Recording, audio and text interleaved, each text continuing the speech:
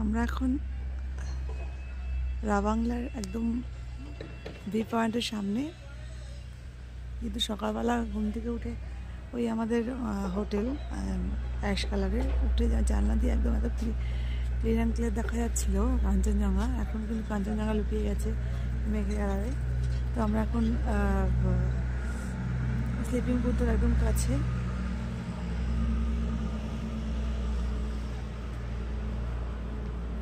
কি সুন্দর ফুলের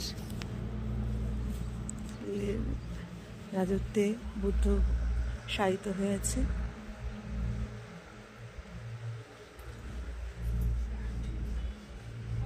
একটু পাবিনকে দেখার চেষ্টা করি, নিচে আছে।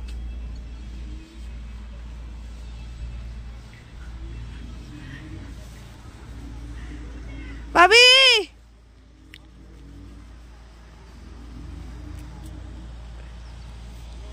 কোথায় যাচ্ছে? ও ইলেকট্রিক গাড়িতে আসবে না বলে বাবার সাথে হেঁটে হেঁটে সিঁড়ি দিয়ে আসছে। আমি গাড়িতে চলে এসেছি। আমার সিঁড়িতে ওঠা যেহেতু একটু সমস্যাই। এখানে 300 টাকা গাড়ির চার্জ। ওই গাড়ি করে যাচ্ছে একদম বুদ্ধ স্ট্যাচুর পেছনে যে দরজাটা আছে ওখানে নামিয়ে দিচ্ছে। খুব সুন্দর বন্দোবস্ত। মানে বিশেষ করে যারা একটু বয়স্ক, বাবার মতো পায়ে যাদের সমস্যা রয়েছে তাদের জন্য একদম পারফেক্ট। 300 টাকা করে আপ অ্যান্ড ডাউন, মানে নিয়ে যাবে বা নিয়েও আসবে। তার জন্য বাইরে টিকিটের বন্দোবস্ত রয়েছে। টিকিট বাইরে 2 রকম টিকিটই বাইরে করতে হয়।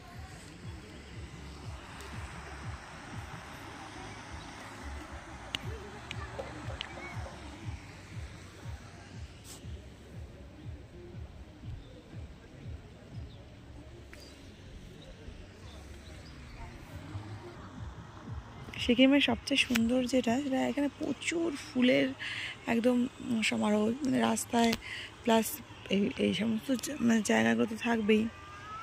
এখানে একটা বিশেষ মানে ফুল দেখতে পেলাম, এটাকে বলা হয় চাইনিজ চাপ, যেটা হচ্ছে আমাদের চাপার হাইব্রিড। যেটা ফুলটা এই মুহূর্তে দেখাতে পারছি না, এটা আমার সামনে নেই যেহেতু। আমার ভীষণ ভালো লেগেছে। পেলিংয়েও এটা আমি দেখেছি, স্কাই ওয়াকের ওখানে।